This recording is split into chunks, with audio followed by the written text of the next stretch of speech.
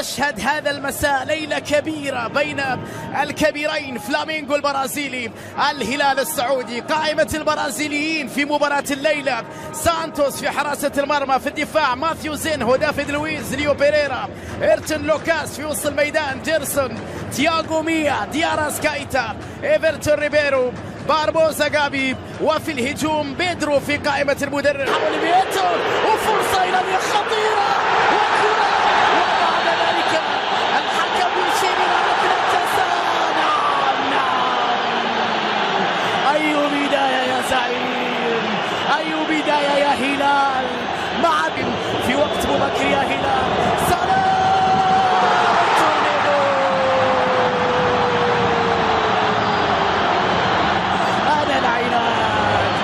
الطموح، أنا الأمل، أنا الغريب، أنا المريب، أنا الجدال، أنا القوي، أنا الزعيم، أنا البطل، أنا الوقوف رغم الظروف. يمين ورجع على اليمين وفرصة لكن تغطية، وبعد ذلك الدفاع. أي هلال هذا، الهلالي العدد برازيلي على جهة اليمين، بلاي في التغطية، بلاي في التغطية والبحث عن التعادل. دياراس كايتا عرضية بالراس خطيرة، دياراس كايتا ويا في التغطية، لمسة بدون تركيز. عندك يا ميتو سرعة أكثر، ميتو خطأ على سكايتا، خطأ على سكايتا لمساتي سكايتا، تغطية وتدخل من الدفاع خطير.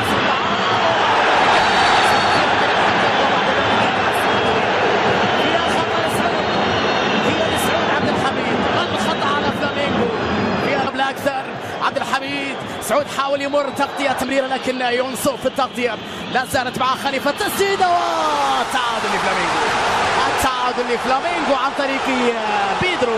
هدف مع الدقيقة 20، يعود فلامينغو في هذه المباراة ليتعادل. في هذه اللحظات يسجل فريق البرازيلي هدف التعديل في نصف النهائي على يمين عبد الله معيوف. 1-1 في هذه القمة. بيدرو سجل الهدف الأول، لكن سعود عبد الحميد في التغطية أمام ايفرتون ريبيرو، وفرصة بالراس خطيرة لكنها مرت.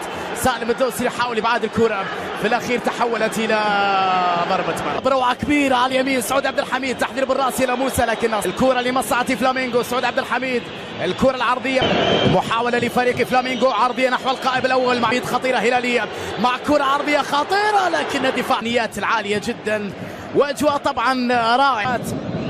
ارتورو فيدال على دكة البدلاء، فيها خطأ. مازينهو بكرة عرضية، معيوف في الانتظار، بيدرو في كرات المرتدة، كويار في التغطية، وبعد ذلك لمسة البليهي أقرب حد، كرة عرضية خطيرة بالراس وفرصة لكن سالم خليفة، لوسيانو فييتو، لمسة باتجاه كاريو، ضغط عليه كبير جدا، خطأ لمصلحته، حاول يمر لكن التغطية أكثر من لاعب، عرضية خطيرة مرت من الجميع، سهلة عند سالم الدوسري، سهل. الكرة الأخيرة فيها صافرة من الحكم قبل كل شيء بوجود حالة تسلل.